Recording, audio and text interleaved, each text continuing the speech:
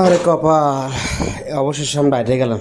আহ কি কি না কষ্ট আমগো। আরে কপাল আল্লাহ, এ মায়ের দোয়ার ক্রিকেট বোর্ড আর কত।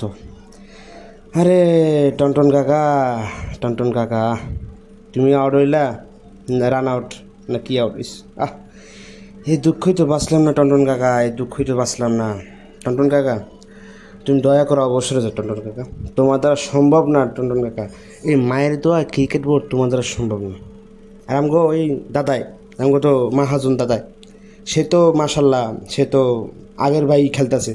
তো তারা তো বোঝা উচিত যে আমাকে মায়ের দোয়া ক্রিকেট বোর্ড কতটা আবেগের, কতটা কষ্টের, কতটা খায়েশ আক্ষেপ নিয়ে আমরা খেলাগুলো দেখি। এরে মায়ের দোয়া ক্রিকেট বোর্ড কতদিন আগে ভালো ছিল। কতই না ভালো ছিল।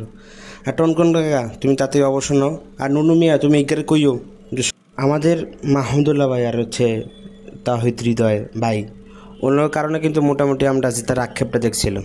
কিন্তু অবশেষে আইসা কি কি কোন কারণে কি ওইগুলো আল্লাহ মানুষ ভালো জানে, ঠিক আছে? তো আমরা চাই যে ক্রিকেট টিমটা ম্যানেজমেন্ট টিম অথবা ভালো কিছু হোক, টিমটা একটু ম্যানেজমেন্ট পাল্টাক, ঠিক আছে?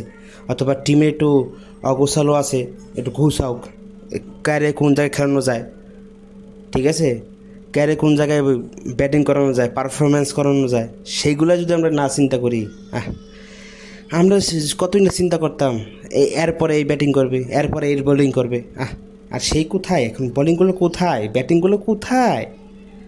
আর কপাল, এইগুলো আসলে আসলে আমরা বোঝা উচিত, ঠিক আছে? তো বুঝবেন, সবাই বুঝবেন ভাই, যখন যখন আউটে শেষ হয়ে যাবো তখন বুঝবেন, ঠিক আছে? যদি আমরা ম্যাচটা জিতে দিতাম কোনো কারণে, ঠিক আছে, তাহলে পরবর্তী খেলা কে লাগে, হয় নেদারল্যান্ডস না নেপালের লাগে। নেপালের লাগে 100% জিততাম, কিন্তু নেদারল্যান্ডসের লাগে একটু জেতার সম্ভাবনা খুব কম ছিল। তাও একটু মনে করেন কাচ্চায় মুচ্ছে দিতে দিতাম, জিততাম যেমন হোক, জেতা লাগতো আমাকে, ঠিক আছে?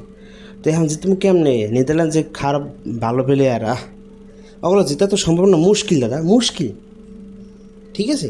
তাহলে বোঝা উচিত, আমাদের বোঝা উচিত।